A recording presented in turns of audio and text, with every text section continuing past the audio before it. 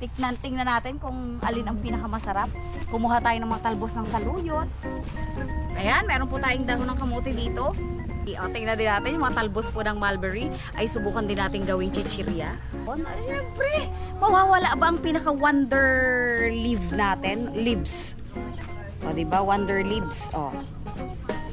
Napakasarap naman na to, Dane Joseph!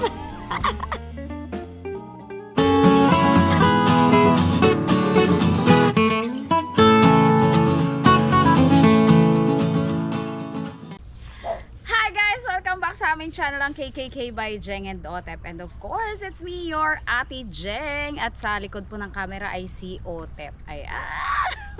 Meron tayong mangkok dito. Si Otep kasi excited na excited. Sabi niya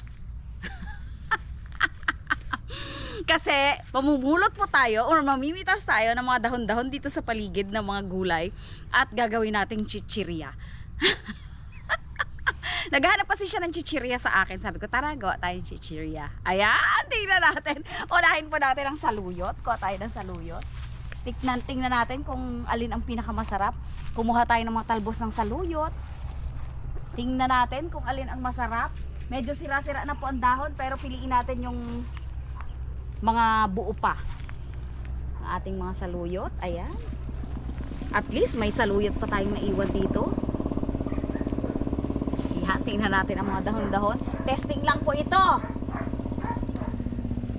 Dahil marami tayong napapanood ng mga crispy kangkong, crispy dahon ng kamote. Usually pinakasikat crispy kangkong. O gumawa naman tayo ng sarili nating version. Crispy halo-halong mga gulay. Pero hindi pwede to. Aratilis to eh. Okay, tingnan naman natin. Punta naman tayo doon sa ating dahon ng kamote.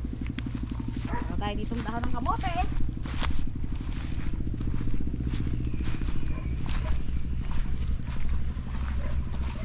Ayan, meron po tayong dahon ng kamote dito. Pailan-ilan. May mga talbos tayo ng kamote dyan. Piliin lang natin yung mga walang sugat. I mean, walang mga biak-biak kasi nga ito ay mga inuud-uod. Ayan, maraming uod. Oh. Ito po ay tinanim ni Dada at ni Shake Girl dito. O, kainin natin ang kanilang mga tanim. Kunin natin ang mga dahon. Ayan, meron pa tayong pagkukunan. Lipat tayo doon sa kabilang side. At eto lang ang puno na napakalapit. Ang mulberry. O, tingnan din natin yung mga talbos po ng mulberry. Ay subukan din natin gawing chichirya.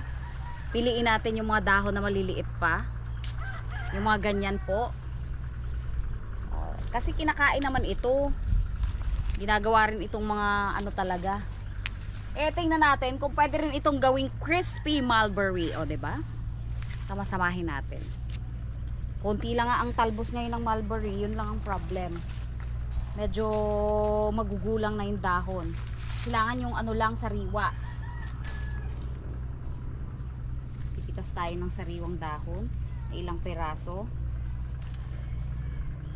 Para lang po matikman natin kung alin ang po pwede talagang pang chichirya palagi. Yan. Alisin natin yung bunga at baka napakaasim naman ang ating chichirya. Ayan. Konti lang ang ating nakuhang mulberry pero kukuha pa tayo. Ay, ito. Kunin natin yung talbos ng mga mulberry.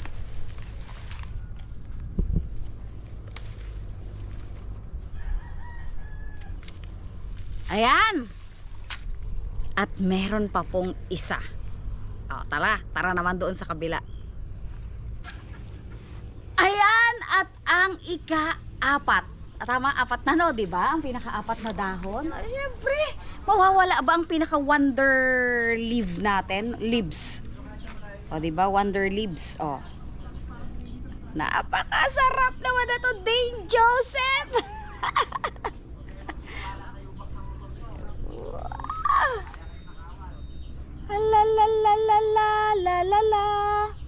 O, di ba? Malunggay tayo, oh. Malunggay. Ayan, tama na po 'yan. Testingan lang natin kung ano talaga ang masarap sa ating mga kagulayan.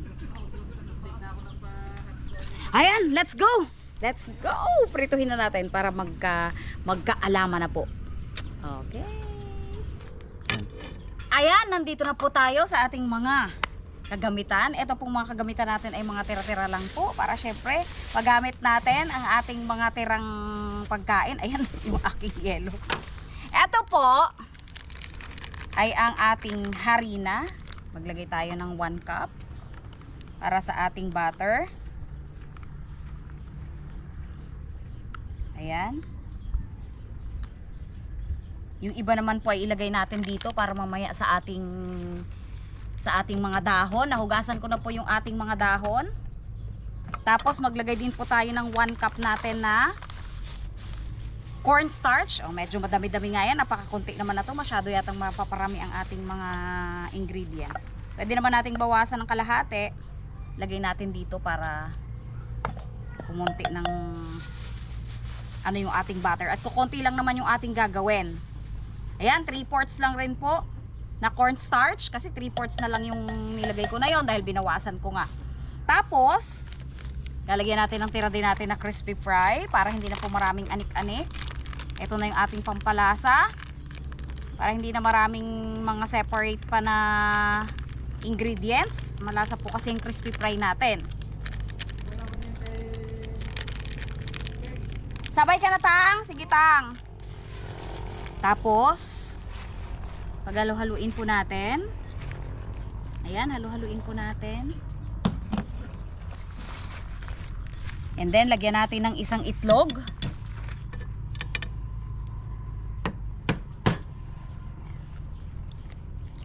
Ayan, may isa tayong itlog. Ching! Yan naman po ay biodegradable. Okay, meron po tayong isang itlog. And then, unti-untiin po natin na ilagay ang ating tubig. Ayan. Unti-untiin po natin. Para malusaw po ang ating tubig. Para magkaroon po tayo ng malabnaw na butter.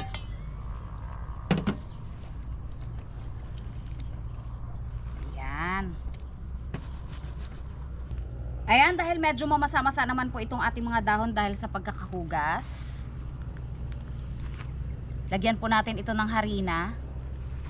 O, kamayin na po natin para mas mabilis ang ating transaksyon. Wow, transaksyon talaga. Lagyan po muna natin ng mga harina lahat. Ang ating mulberry. Kasi didikit naman po yan at medyo basa nga. Ang hindi lang po siguro dito ay ang malunggay. Kasi hindi halos nababasa ang malunggay. Ayan. Ating mga dahon o medyo maganda-ganda ang ating dahon ng kamote dahil malalaki. Ayan, ano kayang lasa ng ating chichirya. Malapit na pong dumilim. Aabutin kami ng hapon sa chichiryahan na to. Ayan, tapusin ko lang po ito lahat bago natin i-dip. Bago natin ilagay din yung yelo dito sa ating butter. Okay. Malapit na po ilalagay natin yung ating yelo. Ayan. Ilagay na rin po natin yung ating yelo dito sa ating butter. Yan po ang isa daw sa pinaka-importante para maging crispy po yung ating dahon. Oh, tingnan natin. Kailangan palamigin muna natin. At tamang-tama naman dito, magpainit na rin tayo ng ating mantika. Ayan, hindi naman kailangan yan na deep fry. Medyo mahina lang po yung apoy na to. Kasi mahangin. Pero meron po yan, may apoy yan. Ayan, hintay-hintayin lang po natin. Yan, tingnan na po natin. Tingnan na po natin kung alin po ang masarap. Unahin na po natin itong ating talbos ng kamote, ay ng saluyot. Ilubog po muna natin sa ating butter bago po ilagay sa ating kawali. Yan. Ang ating mulberry. Napapalunok na agad si Otep. At ang ating magic kamote. Napakalaki ng dahon. hindi siya makabuka. Buka natin para maganda. Ayan.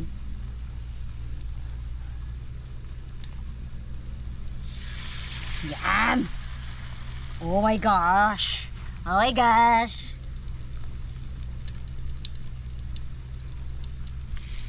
Yan. Paligtarin natin pat parang ano agad, lumulutong agad. Parang kulang yata yung mantika ko ah. Aba, kumi-crispy. Kumi-crispy. Ang saluyot ay kumi-crispy. Ganyan lang po ang ating instruction. Mamaya na po yung malunggay kasi medyo malawak po, malaki-laki ang pwesto na makakain ng malunggay natin. Napakahina, sadyang napakahina lang po ng ating apoy dahil mahangin. Yan, ganito lang po ang proseso. Tingnan nyo naman po. Ayan, paulit-ulit lang po ang proseso. Tapusin ko lang po ito. Tapos balikan ko po kayo pag luto na po lahat. Ayan. Hingal na hingal ako at pawis na pawis na. Dahil papalubog na po kasi ang araw. Grabe po yung init. Yung init dito sa labas. Nagkalmada po. Ayan, patayin na po natin ang ating kalan. At yan na po ang pinakahuli. At si Daddy din na po ang nasa likod ng camera. Pero nako, si Otep ay nandyan na. Itira na po natin itong malunggay. At wala na po siyang kasama. Ito, ititira ko yung butter at pwede pa namin gamitin. Anak! Halika na dito. Ayan, syempre bago ang lahat, gumawa muna tayo ng dipping sauce. O, garlic mayo. Meron tayo ditong pinitas kong kalamansi doon sa aking kalamansian. Lagyan na muna natin ng kalamansi.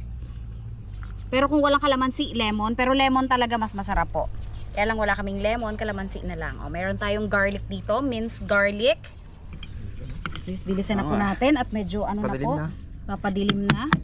Tapos, meron tayo ditong, yun ang purpose ng gunting para sa ating mayo. Yan, meron po tayong mayonnaise dito. May asin na po yan nakasama yung garlic natin para ano po, para medyo may lasa-lasa din naman po. Makaabot si Daddy D sa meriendahan nating napakasarap. Natikman na po kasi namin ng kaunti at hindi makatiis nga. Yan. Parang napakarami ng garlic ko ah. Tikman ko muna. Ang sarap! Ilagay pa natin yung isa. Para yung asim kasi nung kalamansi. Yung kalamansi ko po kasi na yan ay hinog talaga sa puno. Kaya ano po, pag kailangan lang saka ko pinipitas. Tapos ngayon wala siyang bunga. Na ano kasi siya nung hangin, yung bulaklak niya dad, no? Wala nga bunga. Ayan! Ayan, dumidilim na po. Tikman na po natin at tikman nyo po kung, pakinggan nyo po pala kung gaano kalutong. Tingnan nyo ha.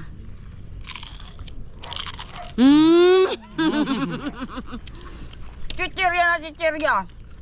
Tikman mo dad. Tikman mo. Ito ay mulberry. Tikman, anong natikman mo na? Ano ba to? Saluyot. O tingnan mo, hindi ko kumakain ng saluyot. Pero ito malunggay. Tikman mo natin ang malunggay. Ang sarap. Saka ang crispy. Malunggay, tingnan natin.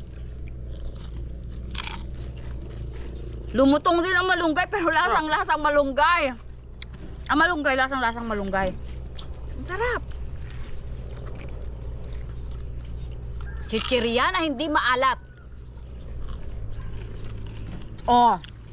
Uulitin? Tama? Tikman mo yung ano. Ano yung tinikman mo? Talbos ng kamote. Yung isa sa luyot kanina, ito sa luyot po. Yan. Ang kamote, wait lang kamote. Mulberry pa lang natikman ko eh. Malasahan mo pa rin ng konti yung slime. Ang taluyot? Ang saluyot. Pero sobrang sarap. Pwede rin siguro, hanggang mapaya, no? Mapait yun, Iniisip ko nga daw ng aratilis. Bubagay. Talbos ng kamote. Ito, Parang ito. feeling ko yung Ang kamote. paborito to. Maliit, mulberry yan anak. Sarap. Ito tikman kong kamote. Kamote. Itong. Asang chichirya.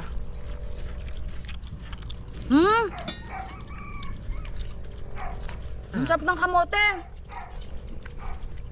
Pero masarap. Ito, dahon ng mulberry to. O, kitang-kita nyo naman po, mulberry yan. Ano, usbong o yung lahan talaga?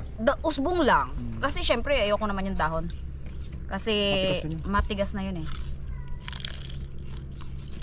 Rinig na rinig yung crunch. Malutong pa dyan. Ano? Ano ngayon? Kanina po, medyo ano yan, hesitant siya. Sabi mo, ikaw lang kakainin mo. Ayun. Natikman mo ang sarap.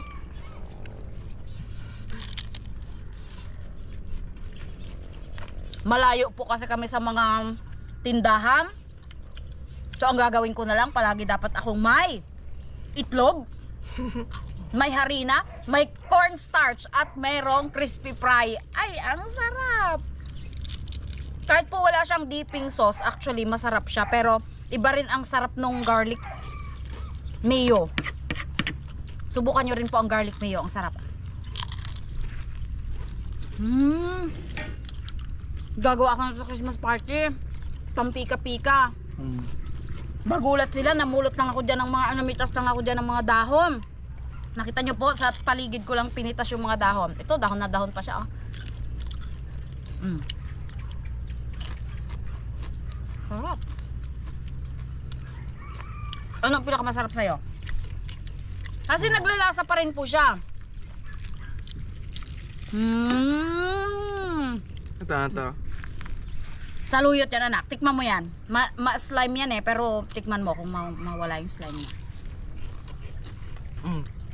Natikman ko ang slime. Konti. May konting slime siya, di ba? Pero hindi na siya ganun ka-slimy.